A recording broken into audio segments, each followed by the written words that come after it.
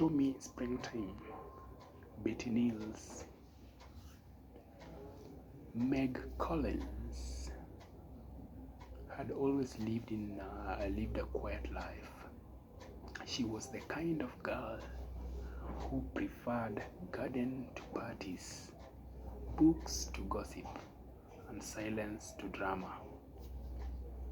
Raised in the countryside, she had spent years caring for her invalid mother, tending to the house, cooking simple meals, and watching the seasons change through the kitchen window.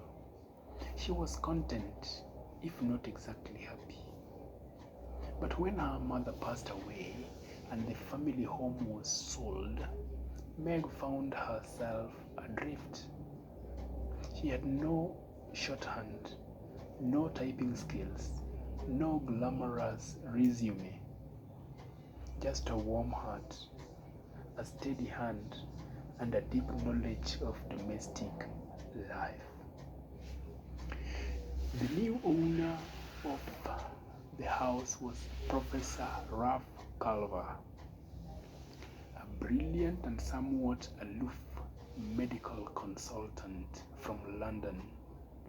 He was tall, reserved, and carried himself with the quiet authority of someone used to being obeyed.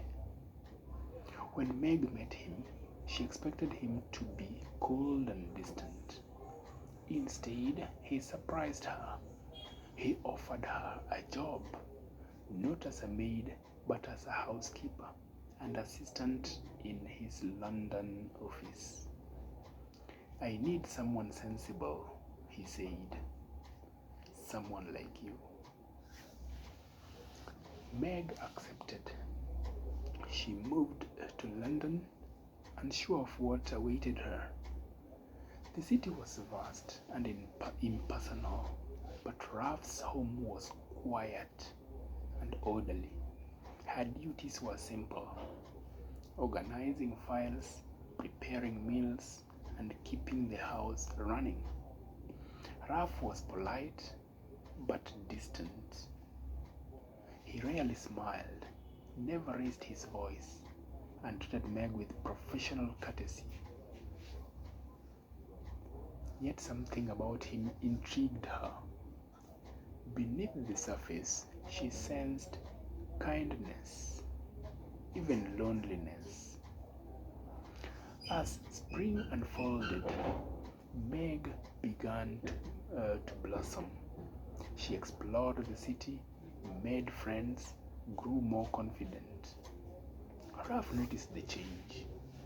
He began to speak more, ask questions, even share stories from his work. They had tea together, discussed books, and occasionally laughed.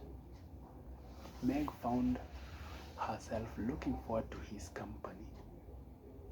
She knew it was foolish. He was a professor, a man of stature. She was just a country girl with no qualifications, but her heart didn't care. One day, Ralph invited her to accompany him to a medical conference in the countryside. He needed someone to manage his schedule and correspondence. Meg agreed, and the trip felt like a dream. They walked through gardens, dined in quiet restaurants, and talked late into the evening. Meg saw a different side of Ralph. Gentle, thoughtful, even vulnerable. She began to hope.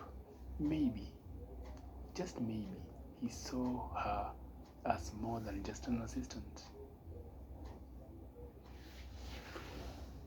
But reality returned quickly.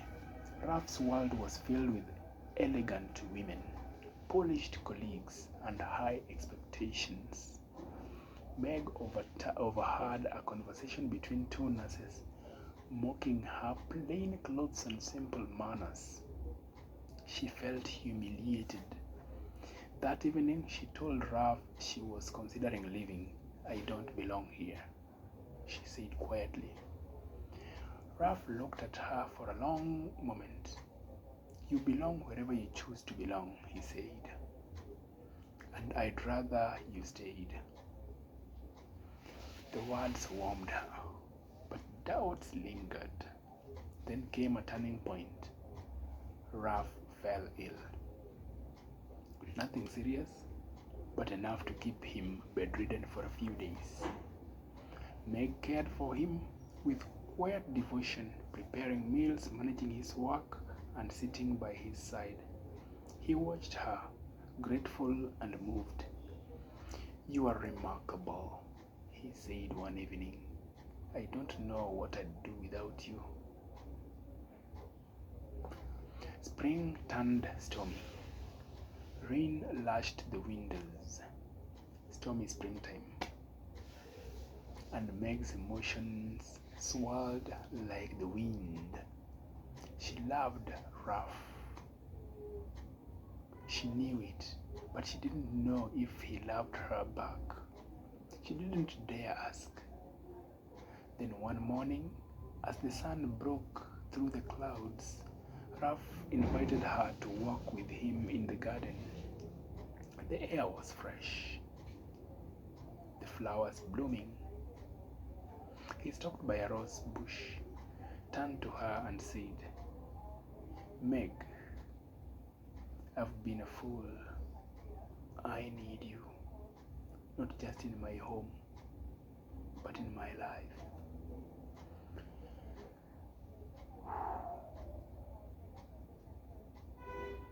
She stared at him, heart pounding. "Are you saying—" "I am saying I love you," he said simply, "and I hope you'll marry me." Oh my God. Tears welled in her eyes. She nodded, unable to speak. The storm had passed. Storm had truly come. Simple girl, professor, stormy springtime.